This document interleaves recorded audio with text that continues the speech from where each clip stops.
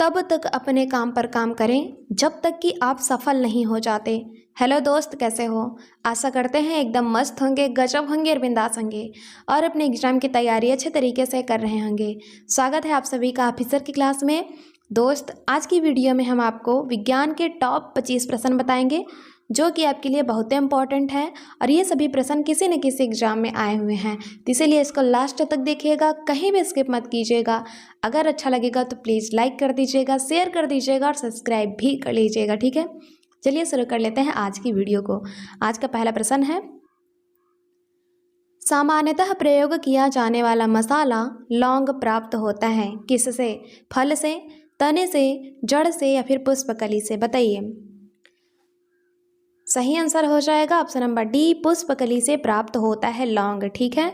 और जो लौंग का वानस्पतिक नाम है वह है सीजियम एरोमेटिकम, ठीक है। चलते हैं अगले वाले प्रश्न पे। कौन सा ऐसा फल है जिसमें असली फल भी है और दिखावटी फल भी मौजूद है? केला, बादाम, आम या फिर काजू? बताइए क्या हो जाएगा सही आंसर। बहुत ही अच्छा क्वेश्चन है और आया हुआ भी प्रश्न है, इम्पॉर्टेंट है, इसलिए सही आंसर हो जाएगा ऑप्शन नंबर डी, जो काजू है इसमें असली फल भी है और दिखावटी फल भी मौजूद है, ठीक है। देखिए, जो फल का निर्माण होता है वह अंडाशय से होता है, लेकिन जिस फल का बनने में अंडाशय के अलावा पुष्प के अन्य भाग सहायता करते हैं उसे असत्य फल कहते हैं, ठीक है। जो काजू होता है उसको अंडाशय के अलावा पुष्प का अन्य भाग भी सहायता करता है बनने में, इसीलिए जो काजू है इसमें दिखावटी फल भी मौजूद है, ठीक है। चलते हैं अगले वाले प्रश्न पे। आभासी फल का एक उदाहरण है सेब, अमरूद, आम या फिर टमाटर? बताइए क्या हो जाएगा सही आंसर। दोस्त, सही आंसर हो जाएगा आपका ऑप्शन नंबर ए, जो सेब है यह आभासी फल का एक उदाहरण है, ठीक है। चलते हैं अगले वाले प्रश्न पे। सबसे छोटा फूलों वाला पौधा कौन सा है? बहुत ही इंपॉर्टेंट प्रश्न है दोस्त, ये आपका शायद एसएससी सीपीओ 2011 का प्रश्न है। बताइए, वुल्फिया, लिम्मा, अजोला या फिर फाइकस? क्या हो जाएगा सही आंसर। तो सही आंसर हो जाएगा ऑप्शन नंबर ए, जो वुल्फिया है यह सबसे छोटा फूलों वाला पौधा है। ऑप्शन नंबर ए सही हो जाएगा, ठीक है। यह एक जलीय पौधा है, इसको सामान्यतः हम लोग वाटर मील अथवा डकवीड के नाम से जानते हैं। चलते हैं अगले वाले प्रश्न पे। किस रूप के पौधे से कोको और चॉकलेट प्राप्त किया जाता है?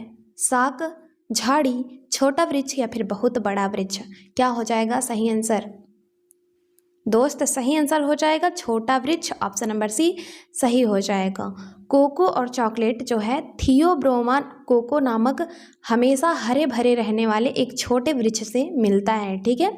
चलते हैं अगले वाले प्रश्न पे। इस पेड़ की छाल मसाले के रूप में प्रयोग की जाती है। किस पेड़ की छाल? दालचीनी, लौंग जिसको हम लोग लवंग भी कहते हैं, नीम या फिर ताड़? क्या हो जाएगा सही आंसर। दोस्त, सही आंसर हो जाएगा ऑप्शन नंबर ए, जो दालचीनी का पेड़ होता है इसकी छाल मसाले के रूप में प्रयोग किया जाता है, ठीक है।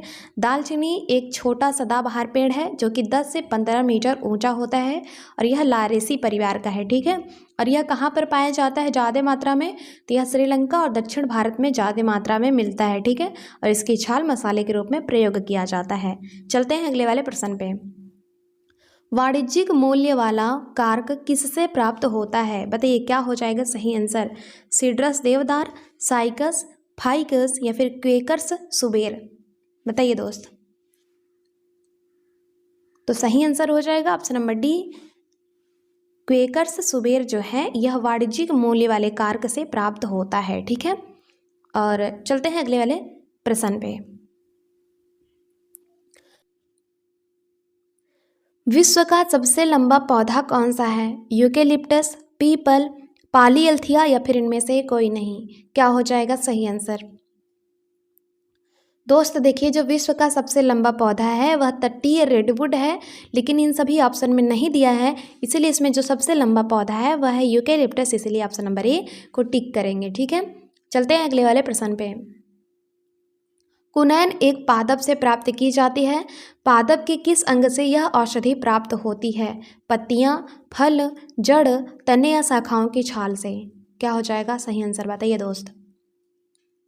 तो आपका सही आंसर हो जाएगा ऑप्शन नंबर डी, तने या शाखाओं की छाल से यह औषधि प्राप्त की जाती है। ठीक है, देखिए जो कुनैन को सिनकोना नामक पादप से प्राप्त किया जाता है और कुनैन को मलेरिया के इलाज में प्रयोग किया जाता है। ठीक है, चलते हैं अगले वाले प्रश्न पे।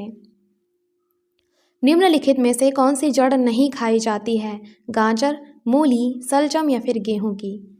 तो आपको सीधे सीधे दिख रहा होगा, गेहूं की जो जड़ें नहीं खाई जाती हैं और सभी की जड़ें खाई जाती हैं। ठीक है, गेहूं का कौन सा भाग खाया जाता है? तो इसके बीज का एंडोस्पर्म खाया जाता है। ठीक है, चलते हैं अगले वाले प्रश्न पे। प्याज में खाने वाला भाग है पत्ता, जड़, तना या फिर पुष्प? क्या खाया जाता है? सही आंसर हो जाएगा ऑप्शन नंबर सी, तना खाया जाने वाला भाग है। ठीक है, और इसे हम लोग सल्ककंद या फिर बल्ब कहते हैं। ठीक है, चलते हैं अगले वाले प्रश्न पे। किसी वृक्ष को अधिकतम हानि निम्न में से कैसे पहुंचती है? उसके पत्तियों में आंधी का नाश, सभी पत्तियों का नाश, उसकी आधी शाखाओं का नाश या फिर उसकी छाल का नाश जब हो जाता है तब? क्या हो जाएगा सही आंसर? तो सही आंसर हो जाएगा उसकी छाल का नाश, ऑप्शन नंबर डी सही हो जाएगा। ठीक है, किसी वृक्ष की अधिकतम हानि तब होती है जब उसकी छाल का नाश हो जाता है तब। ठीक है, चलते हैं अगले वाले प्रश्न पे। पौधों के ऊतक कितने प्रकार के होते हैं? बहुत ही इंपॉर्टेंट प्रश्न है दोस्त, कितने होते हैं बताइए? 3, 2, 5 या फिर 6? सही आंसर हो जाएगा ऑप्शन नंबर ए, 3 होते हैं। ठीक है, पहला है कौन सा? तो सरल ऊतक, दूसरा जटिल ऊतक, तीसरा है विभज्योतक ऊतक। ठीक है, और चलते हैं अगले वाले प्रश्न पे। अब जाइलम निम्न में से किसके परिवहन में सहायता करता है? भोजन, पानी, पोषक तत्व या फिर बी एंड सी दोनों? क्या हो जाएगा सही आंसर?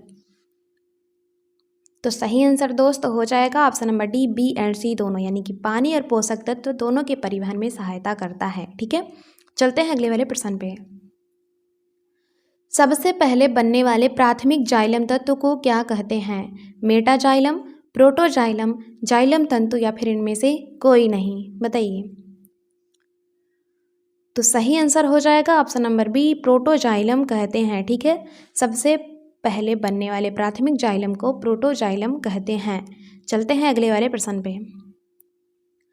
हरे एवं कोमल तने वाले पौधे क्या कहलाते हैं? शाक, झाड़ी, वृक्ष या फिर उपर्युक्त में से कोई नहीं? बताइए दोस्त, क्या सही आंसर हो जाएगा? तो आपका सही आंसर हो जाएगा ऑप्शन नंबर ए, शाक कहलाते हैं। ठीक है, हरे एवं कोमल तने वाले पौधे शाक कहलाते हैं। चलते हैं अगले वाले प्रश्न पे। पत्ता गोभी खाद्य पदार्थ का संग्रह कहाँ करता है? तना, फल, जड़ या फिर पत्तियां? बताइए। सही आंसर हो जाएगा आपका ऑप्शन नंबर डी, पत्तियों में करता है पत्ता गोभी खाद्य पदार्थ का संग्रह। ठीक है, पत्ता गोभी खाद्य पदार्थ का संग्रह किस में करता है? पत्तियों में करता है, और ये पत्तियां जो होती हैं ये विटामिन के और विटामिन सी का अच्छा स्रोत है। ठीक है, इनमें पर्याप्त मात्रा में रेशा, कैल्शियम एवं पोटेशियम पाया जाता है। चलते हैं अगले वाले प्रश्न पे। निम्नलिखित में से कौन सा एक जड़ नहीं है? बताइए। आलू, मूली, गाजर या फिर जिमीकंद? क्या हो जाएगा सही आंसर? दोस्त सही आंसर हो जाएगा ऑप्शन नंबर ए, जो आलू है यह एक जड़ नहीं है। ठीक है, आलू जो है भूमिगत तने का एक उदाहरण है, इसमें पूर्ण कलिकाएं एवं सल्क पत्र पाए जाते हैं, और अन्य सभी यानी कि मूली, गाजर और जिमीकंद ये सभी जड़ें हैं। चलते हैं अगले वाले प्रश्न पे। निम्नलिखित में से पौधे के किस भाग में कक्षीय कली विकसित होती है? पत्ती, फल, शाखा या फिर जड़ें? बताइए, किसमें कक्षीय कली विकसित होती है? तो आपका सही आंसर हो जाएगा जो शाखा में कक्षीय कली विकसित होती है। ठीक है, चलते हैं अगले वाले प्रश्न पे। लोकप्रिय पेय कॉफी पौधे के किस भाग से प्राप्त होती है? जड़, पुष्प, बीज या फिर पत्ती? बताइए दोस्त।